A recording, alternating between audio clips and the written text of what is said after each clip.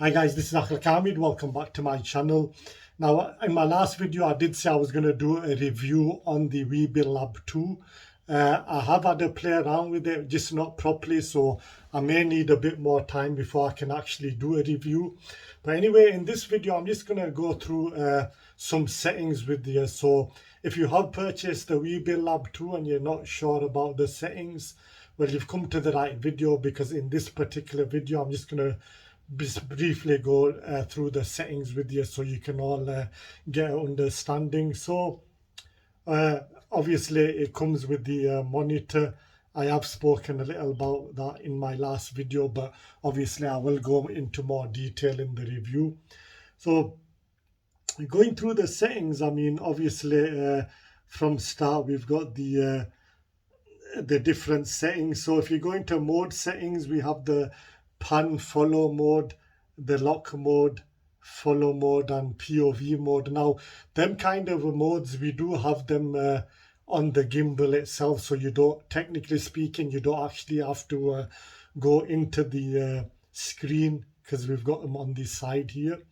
So the other thing is the balance check. Now, the balance check, that is actually important. So each time you've basically balanced your gimbal, always go into the balance check, and that will actually tell you if it needs adjusting, or if it does need adjusting, it will let you know. That's the good thing about this gimbal. You have the power to check that in the screen, the little monitor here. So this is every time you do a shoot, a video shoot, always make sure that you go through the balance setting, because if any of the axis is not balanced properly, your gimbal can be under stress, and it can cause stress to the motors, and you don't want to end up damaging the motors. So that is actually very important process to go to. We've also got the parameter settings. So we've got the motor settings, so you can set this to low, medium, or high. Again, that's freedom of choice. Smoothness. Now, smoothness is basically telling us how smooth you want your motors. So if you want it low, high, the kind of sort of like speed on the smoothness. So I tend to leave that on high, because I always want my smoothness to be bang on. Follow speeds, now again, it's self-explanatory. So if you want your movements, so if you want your slow movements, if you want to create that cinematic effect, you want that kind of like slow kind of shots. Or if you're fast, we have a fast one. So say like if you're filming, let's say, cars or motorbikes, you'd always want to leave that on fast, because you want to sort of like go with the speed. So again, you can leave it medium. It just really goes on what you're actually shooting. Follow speeds again. If you say, for example, if you're basically kind of like shooting cars or a motorbike, someone on a bike, you want to go with fast. So you want a fast follow speed. Or if it's slow, maybe you're doing some kind of fashion shoot and you want the model to walk slow, you'd always leave that on the slow settings. And then next we have joystick response. Now, joystick response, that's basically the response that the joystick is giving you. So say like if you want to do a slow kind of cinematic, you'd always choose the slow. Again, going back to the example of fast.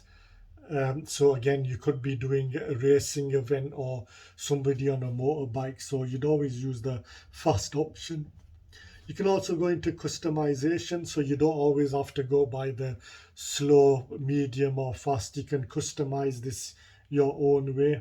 Again, it's freedom of choice, so this is the good thing about the Weebill. Now, deadband settings. Now, many people tend to get confused by this. Basically, deadband settings is basically how you want the gimbal to react. So let's say, for example, I want this to go on 5 roll, pan 5, roll 5, tilt 5. So basically what that's saying is, supposing if you rotate your gimbal at 5%, and basically the deadband is asking you how much do you want how much percentage do you want this gimbal to kick in when it's doing the movement. So for example, if I go to 10%, let's just say I want to go to 10. Now let's see how the gimbal responds. So if I go like this, let's just show. So watch me as I move the gimbal here. So basically what that's saying is, if I go like this, move it left to right, all that's basically saying is, say if I move this 10% to the, let's just say I want to move it 10 degrees like that, 10 degrees. So all that's basically saying is when do you want the gimbal to punch in its movements at what degrees. So let's just say, for example, if I set this at 5 degrees, the movement will happen at 5 degrees. If I set it to 10 degrees, the gimbal moves in at 10 degrees movement. That's what the deadband is. But again, I will go into more detail once once I've done the review, because that way you'll probably have a better understanding. So that's all basically what it is really.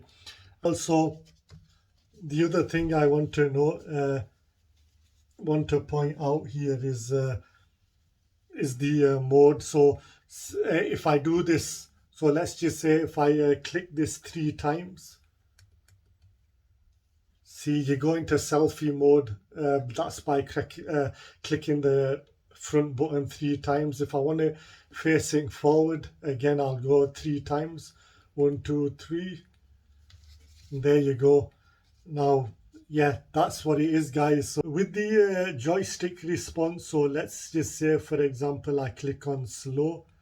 Again, it's going to give me slow movements. If I go on medium movements. If I go on fast, you can see how fast that is going. That's what it is. Now you can customize this. So let's say if I want a really slow speed, I'll push all accesses down to, let's just say 1%. So let's just say I'm going to set them all to 1%. Now let's see the response it gives us.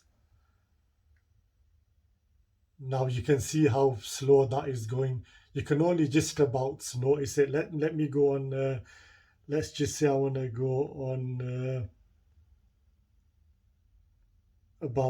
I'd say about 18. So 18, 19 again.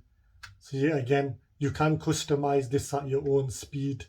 Again, this is the good thing about this gimbal, because it gives you the freedom to it gives you the freedom to sort of like choose your own settings, which is pretty impressive to say the least. Now, and what else we have here is also what I wanted to say is the parameter reset. If you're not happy with those parameters, you can also reset the parameters.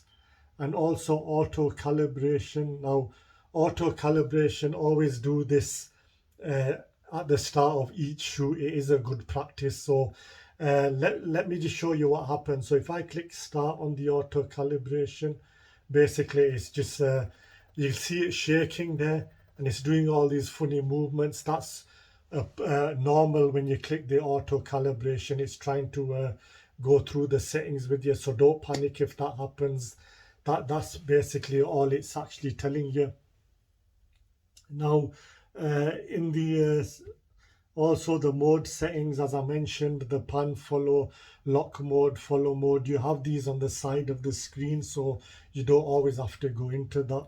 But let me just explain what that does. So this is the pan follow. So notice I've got the front button pressed as well at the same time. So basically, again, self-explanatory. It's panning and following at the same time. I tend to use this mode a lot. And then here next we have the lock mode. Again, lock mode is basically putting your gimbal in the lock mode. So it's basically, again, it's on lock. All it's basically doing is following what's in front, so it'll keep it locked. So again, see how that's doing it. It's locked in one position. That's what the lock mode is. Again, self-explanatory. Follow mode, it'll follow your gimbal movements. So if I go like this, like you see what's clearly happening, it's actually following my gimbal movements. That's basically all it's doing, guys. Explain again, follow mode. So recap, follow is basically following your gimbal movements. Then we have the lock mode, basically locked in one position. Locked, so you can see locked in one position there. And then we have the pan follow. So again, it's panning and following at the same time. There you go. Yeah, but anyway, guys, I hope you enjoyed the video. Again, I will go more into detail once I've actually reviewed it properly, so I can talk more into details. I'll explain the deadband more, properly than before. But if you do have any questions, or if I've made it confusing and you're still not sure, just leave your questions at the link in the bottom of the comments below, and I will answer them all. But anyway, guys, if you do like this video, please give me a thumbs up, smash that subscribe button, and I'll see you guys on the next video. Thank you for watching.